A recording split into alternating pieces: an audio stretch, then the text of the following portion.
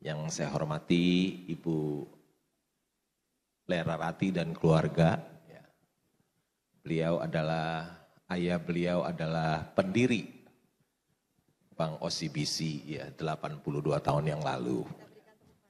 Ya, okay.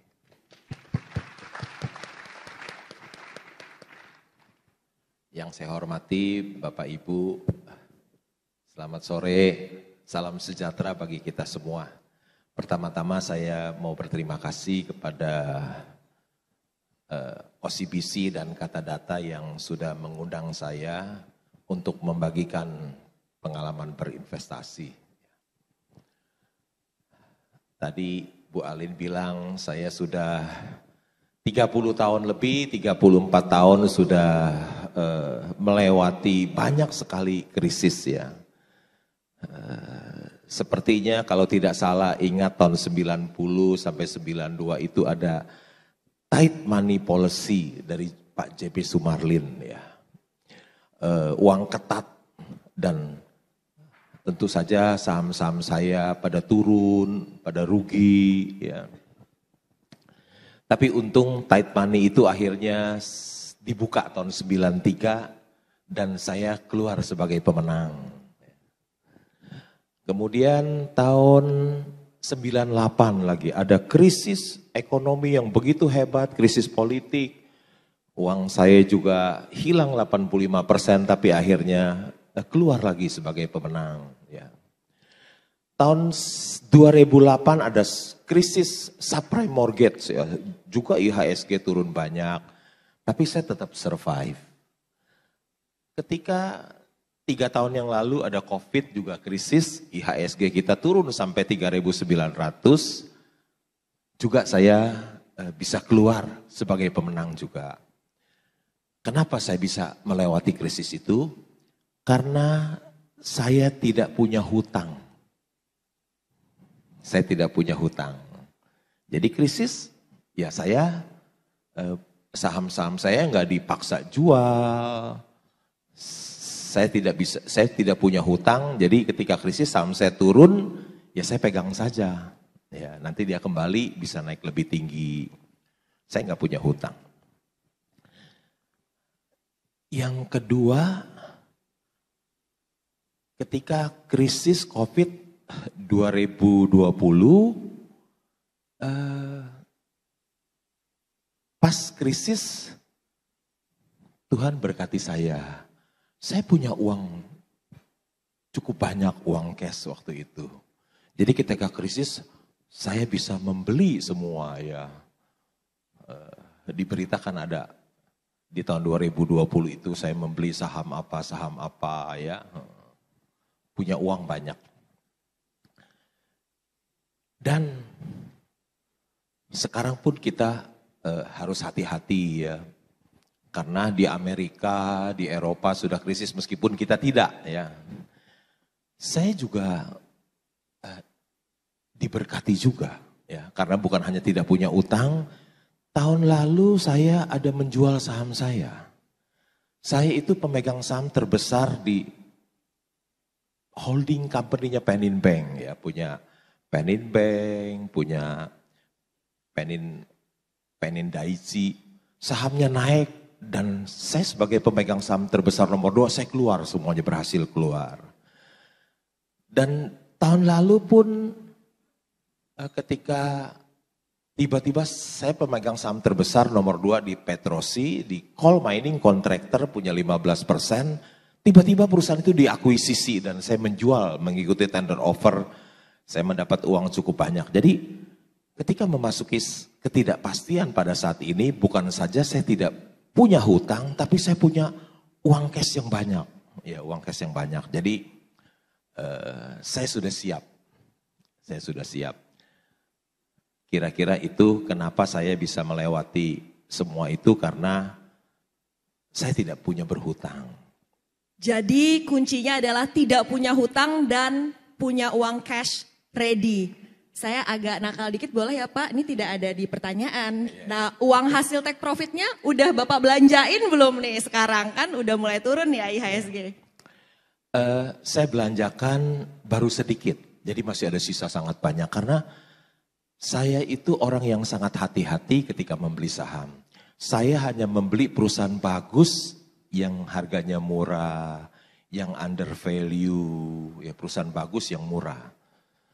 Jadi saya nggak mungkin membeli perusahaan jelek yang mahal, nggak mungkin beli. Ya pasti yang bagus dan murah. Atau biasanya saya sebut istilahnya, saya membeli Mercy harga bajai. Baru saya beli, jadi susah untuk mendapatkannya, jadi masih ada sisa uang banyak. Di dunia nyata tidak ada orang bodoh yang mau menjual Mercy-nya di harga bajai. Tapi di bursa saham banyak.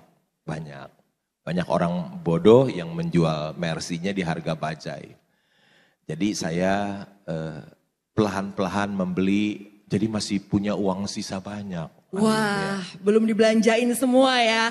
Saatnya saya bertanya kepada Pak Budi. Nah, Pak Budi, prospek pasar saham kita nih setahun ke depan nih 2023 nih seperti apa sih Pak Budi? Oke, kalau bicara pasar saham ya, kami perkirakan masih bertumbuh sih. Jadi kalau kita secara teknis ya mengasumsikan misalnya earning per share tumbuh sejalan dengan GDP growth. Let's say 4,8-4,9%. Nah, kita katakan misalnya price earning ratio. Nah, masih ada potensi tumbuh. Jadi dari house kami masih ada potensi tumbuh kurang lebih sekitar 10-12%. Jadi basically kalau ekonomi tumbuh ya kita asumsikan secara price earning ratio stabil. Nah seharusnya masih ada pertumbuhan sekitar 10-12% secara indeks. Oke, itu secara indeks. Kita mau tahu ya view dari Pak Budi juga. Saat ini kan pasar lagi memonitor secara ketat ya Pak. Seperti apa tindak tanduk dari The Fed. 21-22 Maret ini ada Fed meeting. Bapak seperti apa Pak kita memperkirakan apakah The Fed akan mulai pivot seperti itu atau masih akan tetap hawkish dan efeknya ke pasar saham tuh akan gimana Pak? Oke, kalau bicara The Fed basically masih hawkish. Namun sejak kasus Silicon Valley kemarin sudah menurunkan tingkat hawkishnya. Jadi kalau awalnya tumbuh 50 basis point kenaikan besok nih. Nah, diturunkan. Jadi estimasi analis itu kurang lebih masih ada kenaikan, namun hanya 25 basis point. Jadi basically the Fed itu cukup berhati-hati. Karena kalau mereka agresif menaikkan suku bunga, maka dampaknya akan sangat signifikan terhadap perbankan. Iya, ini kayak pertaruhannya cukup besar juga ya Pak ya. Kalau kita lihat ada yang bilang kalau misalnya terburu-buru pivot juga sejarah menunjukkan nggak boleh terlalu gampang juga itu efeknya seperti itu ya. Nah kalau buat yang menantikan timing untuk misalnya masuk ke bursa saham Indonesia itu kita patokannya apa nih Pak Budi? Sebenarnya tunggu koreksi aja sih. Harga saat ini sebenarnya sudah sangat rendah sekali. Jadi kalau kita lihat itu sebenarnya bahkan dibandingkan akhir tahun lalu sudah mengalami penurunan. Jadi basically saat momentum saat ini saat terjadi koreksi itu bisa menjadi momentum untuk dilakukan pembelian. Jadi basically setiap market koreksi, nah kita mungkin bisa sedikit demi sedikit mengkoleksi saham-saham yang fundamental bagus dengan harga murah tentunya. Wah, senada dengan Pak Loya, saham berfundamental bagus dengan harga murah. Mercy harga bajai. Pak Lo, kita mau tahu dong Pak, buat yang ingin mengikuti jejak Pak Lo, terutama untuk anak-anak yang baru masuk pasar modal juga nih Pak, apa yang perlu mereka pertimbangkan ketika masuk ke pasar modal, terutama yang punya impian bisa menjadi seorang full time investor juga Pak, sambil tidur tapi cuan gitu Pak, tambah kaya seperti Pak Lo. Kalau anak-anak muda tentu tidak bisa melakukan hal yang sama terhadap saya. Bisa, tapi mungkin nggak banyak. Karena untuk menjadi seorang yang tiap hari santai, tidak mau bekerja keras seperti saya itu, harus punya uang yang banyak dulu. Aduh, kalau dia anak muda tentu uangnya kan masih belum banyak kecuali dikasih sama bapaknya yang kaya ya. Kalau anak muda yang uangnya nggak seberapa, ya nggak bisa beli saham terus nggak mau kerja. Kan nanti uangnya itu habis tergerus oleh biaya hidup. Jadi kalau seorang muda tentu dia harus kerja keras dulu cari uang, ya, cari uang sampai udah cari uang harus hidup hemat dan sederhana supaya ada sisa uang banyak. Nah, setelah sisa uang banyak, uangnya itu dibelikan saham. Ya, tapi dia tetap harus kerja, kecuali kalau dia sudah uangnya banyak sekali, boleh beli saham terus bersantai-santai seperti itu. Saya juga dulu kan kerja 17 tahun di bank. Jadi bukan setelah berhasil menjadi seorang investor dapat uang banyak, saya berhenti kerja tahun 1976 sampai sekarang saya hidup santai. Sudah 27 tahun ya saya WFH, work from home 27 tahun di rumah.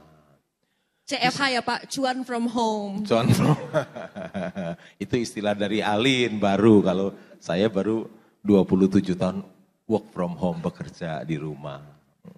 Jadi baru bisa bersantai-santai. Kalau uangnya udah banyak, kita boleh bersantai kenapa? Karena kita punya saham di Wonderful Company.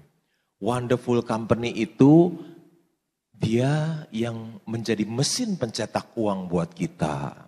Udah cuannya besar, tiap tahun dia bertumbuh. Jadi growing rich with the growing company. Jadi meskipun saya tidur, saya santai-santai karena saya punya Wonderful Company, saham Wonderful Company, hasilnya bisa jauh lebih besar daripada orang yang kerja keras. Jadi Bapak santai menikmati hasil kinerja dari emitennya ya Pak ya? Saya santai karena saya punya saham di Wonderful Company. Termasuk Wonderful Company yang ini nih ya Pak ya? Hah? Ini juga termasuk Wonderful Company OCBC. Boleh kita berikan tepuk tangan untuk OCBC NISP ya. Jadi kuncinya bekerja dulu sampai punya modalnya, lalu kita mencari Wonderful Company. Nanti saya tanya ke Pak Lo gimana caranya menemukan Wonderful Company. Saya mau cari bocoran dulu nih dari Pak Budi, ya kan Pak? Pak kalau tahun kemarin kayak gitu kan kita hype banget nih saham komoditas. Untuk tahun 2023 ini apa nih Pak yang prospektif kalau menurut Pak Budi? Oke, kalau komoditas kita basically bullish cuman hanya 2 komoditas. Yang pertama adalah emas. Kalau kita lihat kalau ada potensi resesi, ya, harga emas meningkat. Jadi untuk safe haven emas masih menjadi pilihan untuk tahun ini. Yang kedua adalah nikel. Nikel itu adalah kalau saat ini masih digunakan untuk stainless steel, ke depannya perkembangannya akan sangat besar dari electric vehicle. Jadi basically kalau kita bicara komoditas, kami masih bullish di emas dan nikel. Namun berhati-hati terhadap coal. Karena kalau kita bicara batu bara saat ini sedang trending down. Jadi kedepannya pun juga akan tergantikan dengan energi terbarukan. Jadi basically tahun 2030 ya tidak boleh ada lagi ekspansi pembangkit listrik tenaga batu bara. 2060 harus carbon free. Jadi untuk sektor coal, nah itu perlu diperhatikan, namun kayak masih bullish terhadap emas dan nikel. Emas dan nikel, saya catat nih. Kalau untuk posisi sekarang mana nih yang wonderful Pak? Boleh ya saya tanya?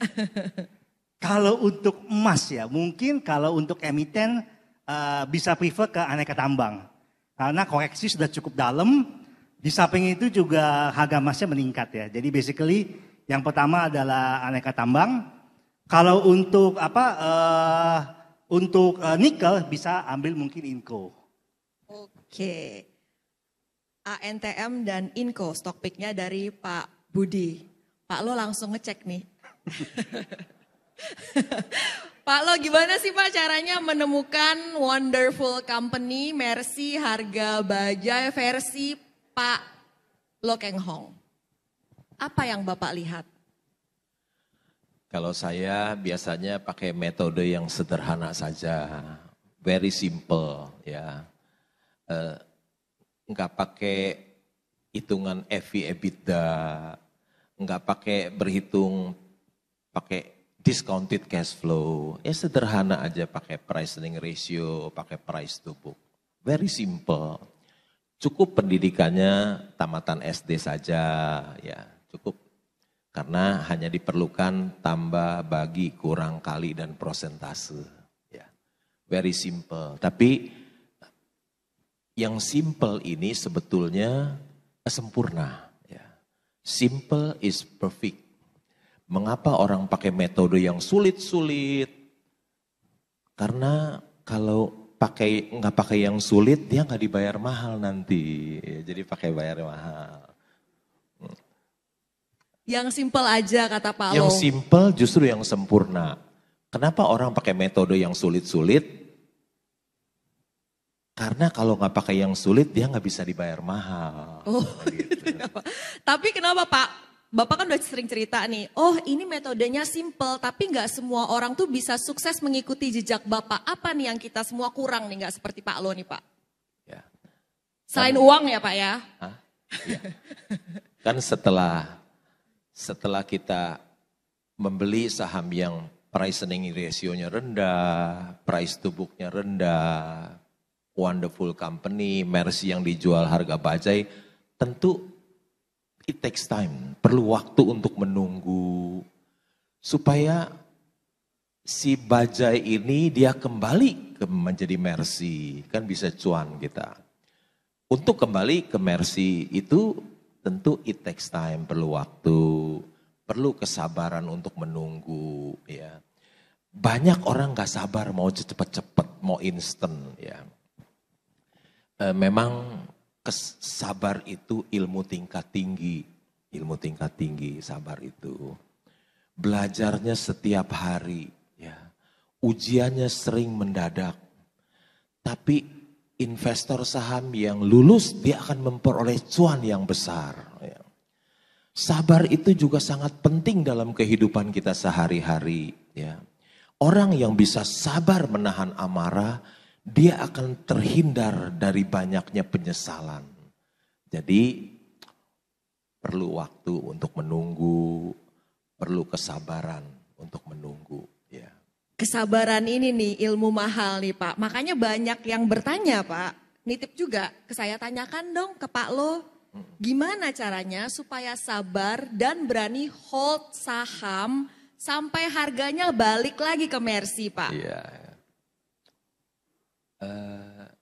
Bagaimana sabar? Oh iya, kita kan sudah tahu kalau kita sabar menunggu, tentu yang bajai ini pelan-pelan akan naik kembali sesuai dengan nilai dari perusahaan itu ya.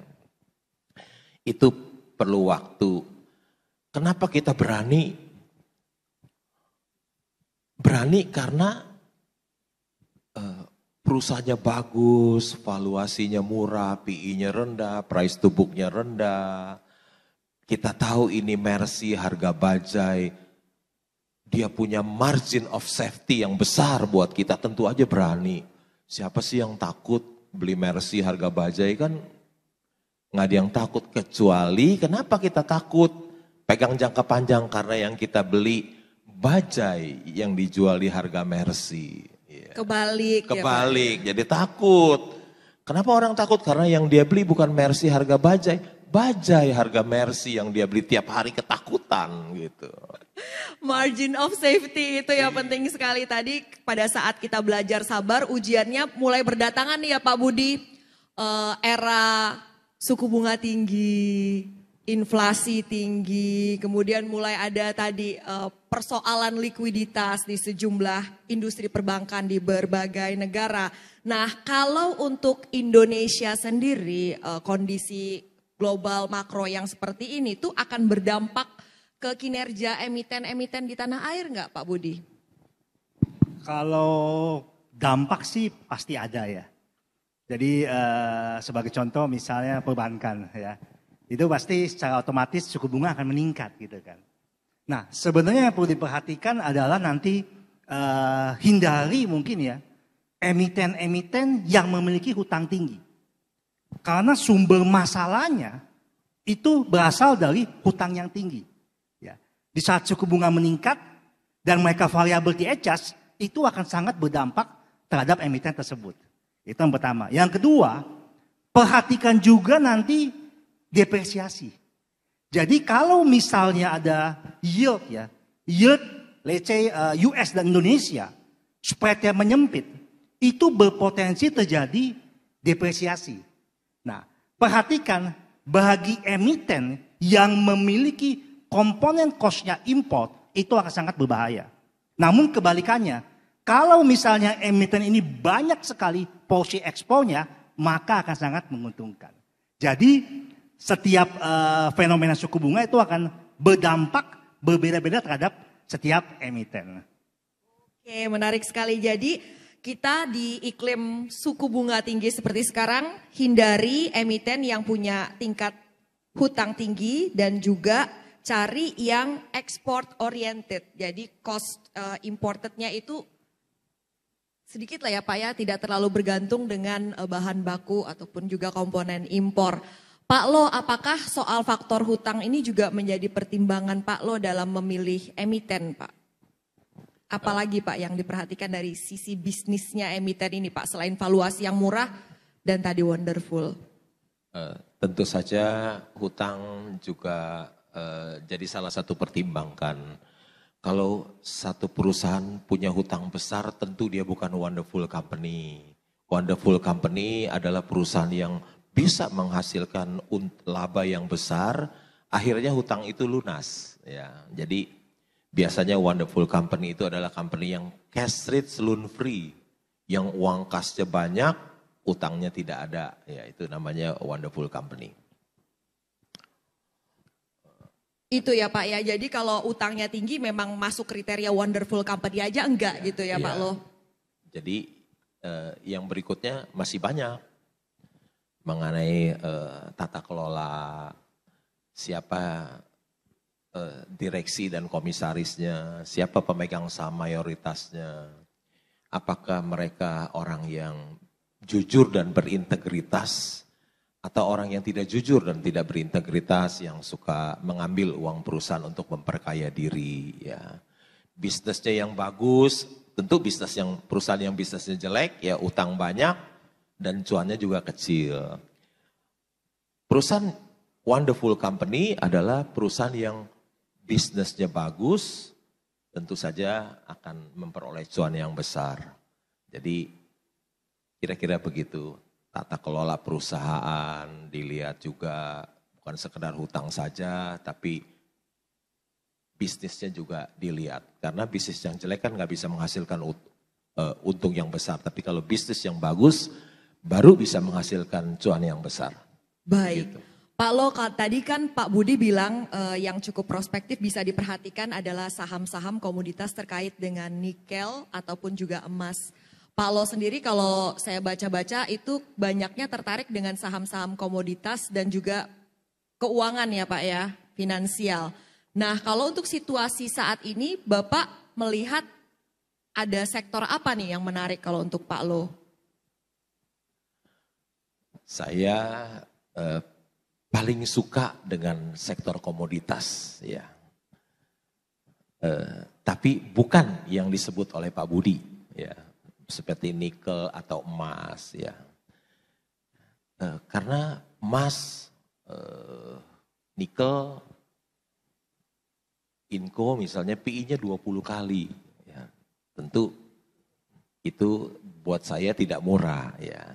Jadi saya lebih suka misalnya yang tadi Pak Budi bilang sektor yang jelek, batu bara, justru itu yang saya suka. Karena PI-nya one time, satu kali, ya saya suka. Jadi kalau Pak Budi bilang nikel, Inco, PI 20 time. Saya yang gak suka batu bara, justru terbalik. Saya gak suka tuh saham PI yang 20 time. Batu bara PI-nya one time. Ya. Memang dia turun harga batu bara. Semoga tidak turun banyak lagi ya. Tidak turun banyak lagi. Mungkin kalau di sekitar sekarang ini harga sekarang masih untung besar ya. Siapa orang terkaya di Indonesia, bisnisnya apa? Siapa orang terkaya di Indonesia bisnisnya? Pak, coal. Iya, yang punya tambang batu bara. Orang terkaya di Indonesia kan, ya kira-kira gitu. Itu wonderful company, kalau nggak wonderful company kan nggak bisa jadi orang terkaya. Ya. Yang kedua, sektor perbankan saya suka. Ya. Karena perbankan juga wonderful company. Ya. Labanya bertriliun-triliun, ya misalnya OCBC tahun lalu kan labanya juga 3,3 triliun, besar ya. Apalagi bank-bank yang besar, cuannya lebih besar lagi. Siapa orang yang terkaya tahun lalu sebelum Lotu Kuang tambang batu bara, siapa? Yang punya bank. Ya. Gampang. Sektor apa yang bagus? Cari aja yang orang terkaya di Indonesia, sektor apa dia yang jadi orang terkaya? Ya satu batu bara. Nomor 2 siapa? Yang punya bank. Itu jadi orang terkaya juga, artinya yang punya tambang batu bara, yang punya bank bisa jadi orang terkaya di Indonesia. Ya itu sektor yang bagus. Kira-kira gitu. Berarti Pak Lo very masih simple. Bullish nih Cole nih berarti ya. Pak Budi mungkin ada tanggapannya nih. Mungkin beda view, hal yang wajar ya. Jadi basically seperti ini. Mungkin bisa dikatakan batu bara tahun lalu adalah puncaknya. Saya ingat banget Januari itu dari harga 400 turun sampai ke level 300. Bulan Februari ya, turun lagi ke angka 200. Saat ini 173. Pertanyaannya adalah, apakah harga coal akan sustainable? Akan bertahan nggak dalam jangka waktu yang cukup lama?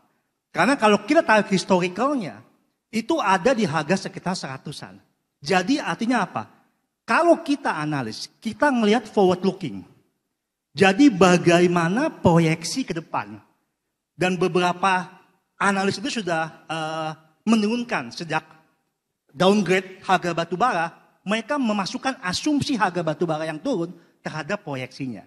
Jadi basically kalau kami lebih melihat forward looking seperti prospek, makanya that's why kalau kita pemilihan stok mungkin ada beberapa kriteria. Yang pertama itu lihat pertumbuhan.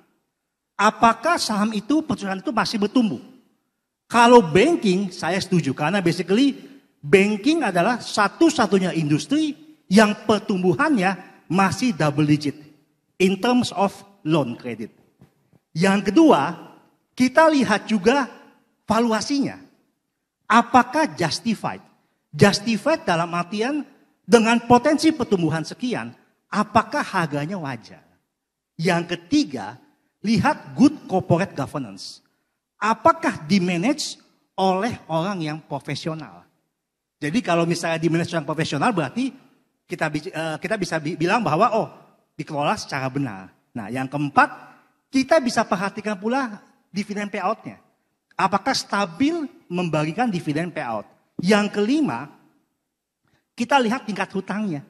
Karena saat ini kalau kita lihat, seperti misalnya saya kasih contoh perusahaan construction, itu punya tingkat hutang yang tinggi. Nah, bisa dilihat beberapa emiten itu cukup terdampak signifikan. Nah, jadi kurang lebih mungkin itu kurang lebih view dari kami sih. Itu ya view dari Pak Budi. Nah, saya mau bertanya kepada Pak Lo. Pak Lo kan sering cuan ya Pak ya. Kapan Bapak menentukan ini udah waktunya Bapak jual Mercy yang tadinya harga bajai udah balik lagi Mercy? Karena kan beberapa kali juga setelah Bapak jual masih naik lagi kan Pak, masih lanjut kenaikannya. Atau kalau buat kita-kita kadang nggak terlalu sabar gitu. Ya Pak Lo cuan segini, aku udah jual harga segini. Sering kan pada bilang begitu ya Pak ya. Nah kalau untuk Pak Lo tuh seperti apa sih Pak acuannya untuk take profit saham? Mudah sih kalau kita beli Mercy harga bajai, kita tunggu sampai si harga bajai itu kembali ke harga wajarnya jadi Mercy, boleh kita jual. Misalnya perusahaan komoditas ya. Ketika dia naik banyak sekali, kita boleh jual. Saya pernah punya Indika Energy ya. Tahun 2016 itu harga sahamnya 100 kira-kira. Lagi paling susah sekali, harga call $50 per ton dan saya membeli.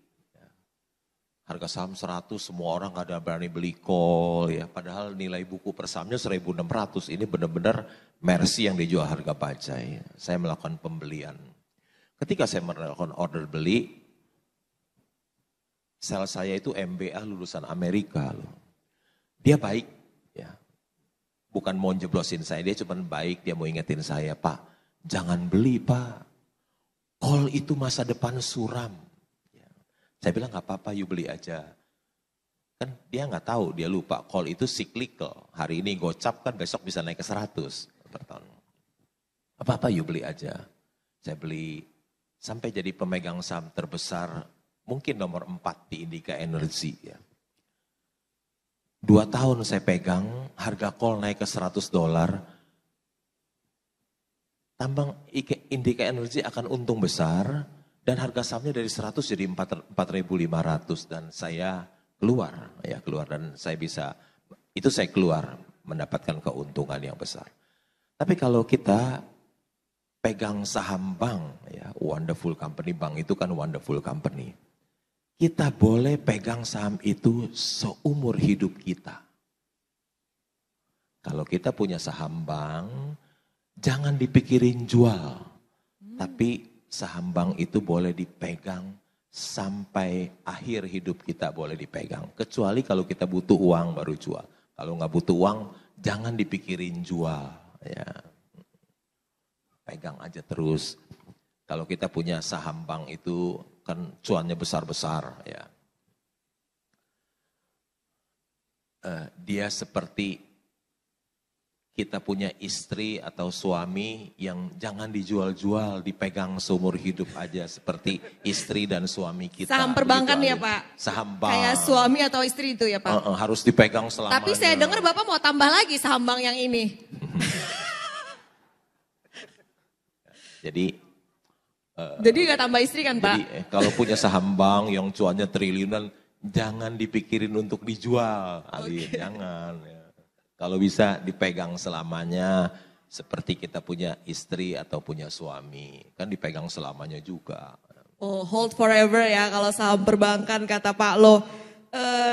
Kita waktunya hari ini 1 jam, sebenarnya saat ini sudah waktunya saya akan lempar ke floor. Bisa menggunakan Slido ya untuk bertanya. Mungkin dari tadi udah gemes, ada hal yang langsung ingin ditanyakan ke Pak Lo maupun juga ke Pak Budi. Kita akan buka kesempatan pada kali ini. Mungkin boleh kita tampilkan Slido-nya. Sementara itu saya akan ke Pak Budi dulu, boleh disiapkan pertanyaannya untuk nanti kita tampilkan. Jadi Pak, strategi investasi di saham seperti apa nih untuk tahun 2023 ini? Jadi basically tadi saya sudah jelaskan dikit ya. Jadi kalau kita trading saham itu ada jangka pendek, ada jangka panjang. Betul. Ya, mungkin kalau yang saham-saham let's say call ya, itu mungkin bisa dijadikan saham-saham trading. Namun kalau misalnya yang kita jadikan jangka panjang, itu saham-saham yang punya fundamental yang baik. Seperti tadi saya setuju dengan Pak Lo bilang bahwa banking. Nah banking itu basically emang kalau kita proyeksikan, itu umumnya pertumbuhannya, loan-nya itu 2-3 kali GDP. Jadi basically selama ekonomi tumbuh, maka perbankan juga akan tumbuh. Nah balik lagi tadi saya katakan ada 5 kriteria kami. Yang pertama lihat pertumbuhannya. Yang kedua, lihat valuasinya. Yang ketiga, pastikan punya good corporate governance yang bagus. Yang keempat, dividen. Dividen mungkin cukup stabil. Yang kelima, hindari saham-saham yang memiliki tingkat hutang yang tinggi sih. Batasannya adalah kalau misalnya debt equity ratio sudah mencapai 2 kali 1,5 ke atas, nah itu perlu diwaspadai. Kurang lebih seperti itu sih. Jadi ada 5 ya acuan dari Pak Budi, pertumbuhannya, valuasinya, kemudian corporate governance-nya seperti apa, ada dividen would be nice, kemudian debt equity ratio. Baik, saya akan ke Pak Lo lagi ya Pak Lo. Jadi seperti apa Pak kita biar bisa naik level dalam berinvestasi sesuai dengan tema OCBC NISP Business Forum tahun ini? Supaya naik level. Iya. Tentu kita jangan terus-terusan hanya dengar dari rekomendasi teman kita, rekomendasi dari tukang pom-pom, rekomendasi dari influencer. Tapi betul-betul kalau kita mau naik level itu kita harus tahu apa yang kita beli ya. Jangan pernah membeli saham tanpa membaca annual report. Ya, mau naik level harus sebelum membeli saham satu perusahaan harus baca annual report.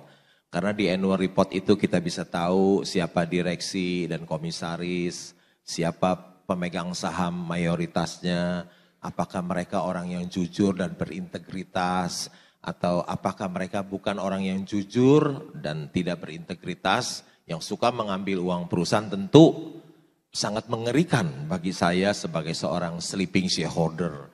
Kita hanya bisa melihat mereka mengambil uang perusahaan dan kita tidak bisa berbuat apa-apa. Ya.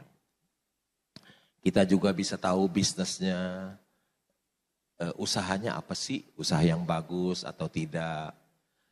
Kemudian dari laporan keuangannya kita bisa tahu berapa penjualannya, berapa laba bersihnya, berapa net profit marginnya, berapa earning per share-nya, berapa price earning ratio-nya, berapa modalnya, berapa nilai buku per sahamnya, berapa hutangnya, berapa hutang dolarnya, bagaimana, berapa uang kasnya berapa, bagaimana dengan piutang dan inventorinya, apakah bodong atau tidak.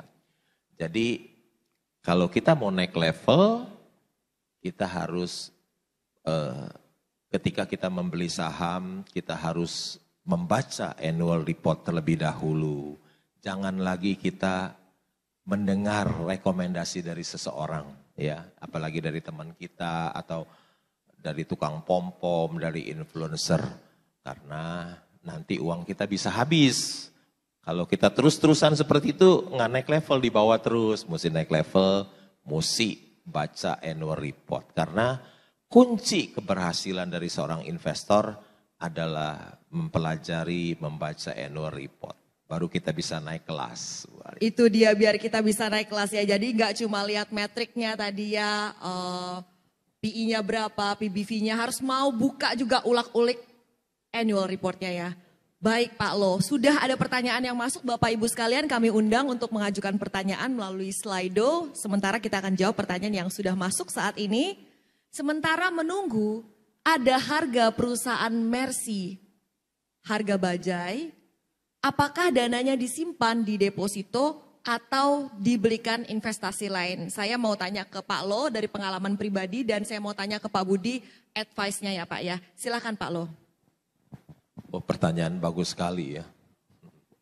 Saya tahun lalu habis jual 2 perusahaan, tentu banyak uang ya. Kan cari Mercy harga bajai ini nggak mudah ya. Duitnya taruh di mana gitu ya? Titipin istri ya Pak? Ada istri Pak Lo di sini? Duitnya taruh di mana ya? Sementara uangnya saya belikan obligasi ya, separuh, 50% dibelikan obligasi dengan bunga yang lebih tinggi dari deposito, tentu 9,75 misalnya ya. Pengalaman saya, perusahaan itu labanya kira-kira 13 triliun tahun lalu. Coba tebak-tebak sendiri obligasi apa yang saya beli, perusahaannya labanya 13 triliun tahun lalu. Bunganya 9,75, sementara taruh di situ.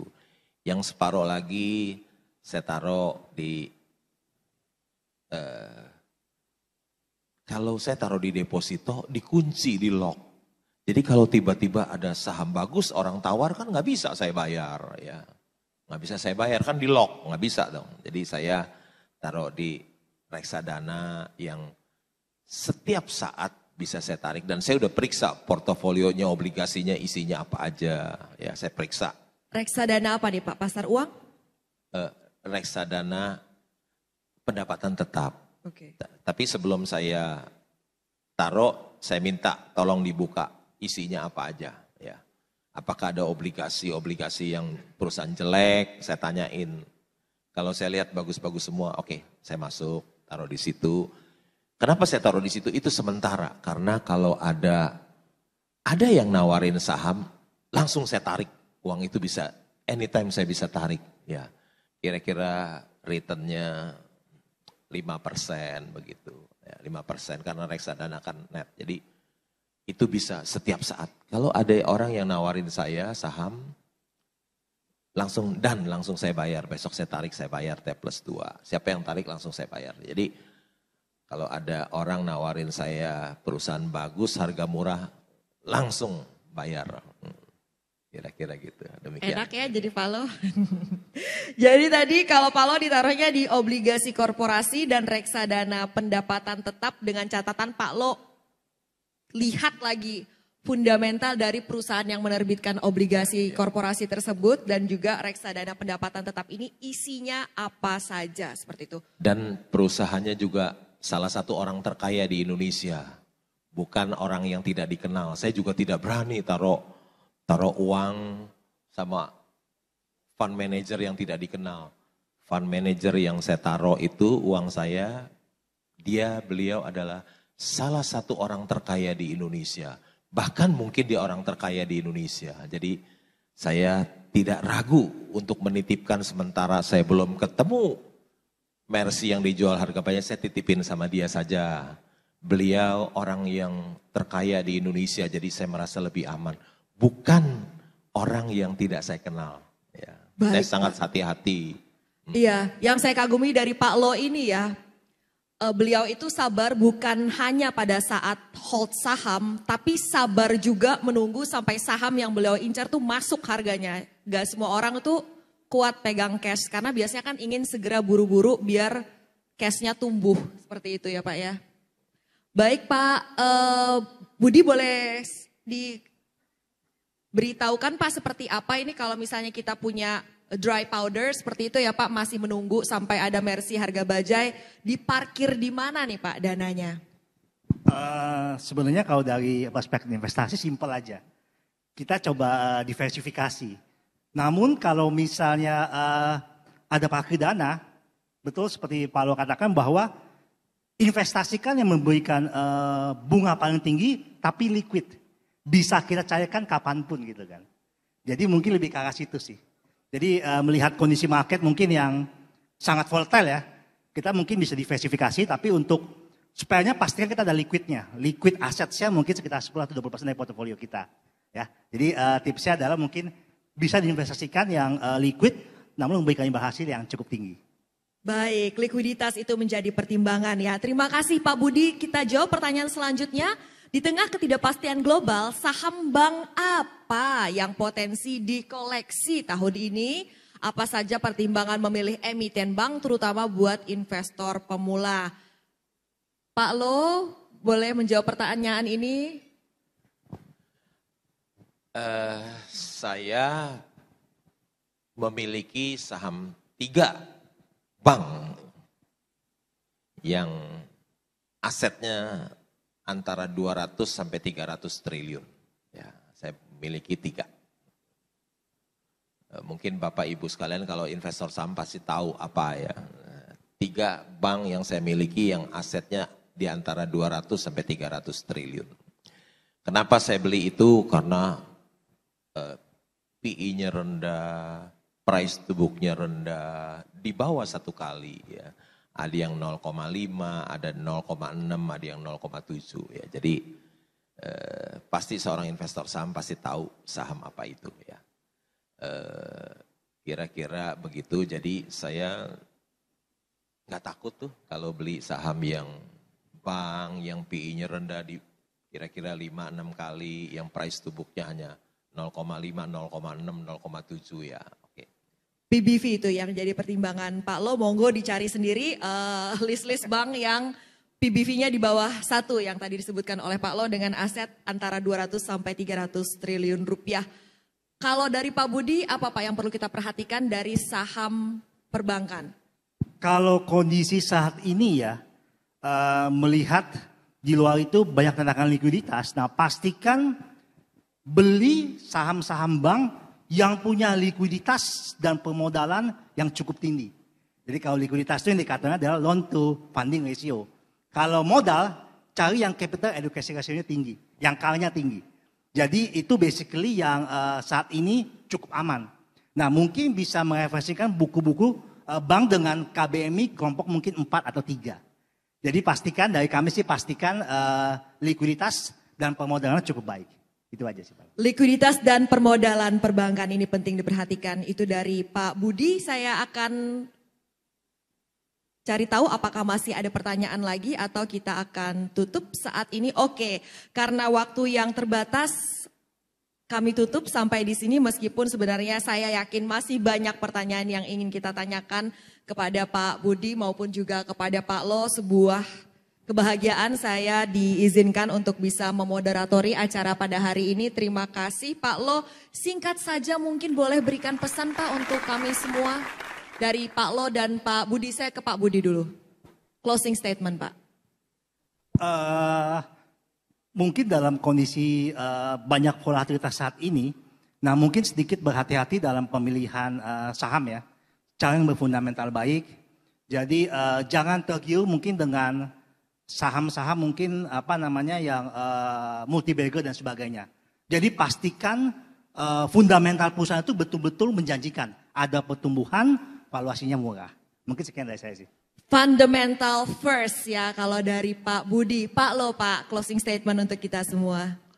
Jangan pernah membeli saham sebelum membaca annual report-nya, sebelum membaca laporan keuangannya.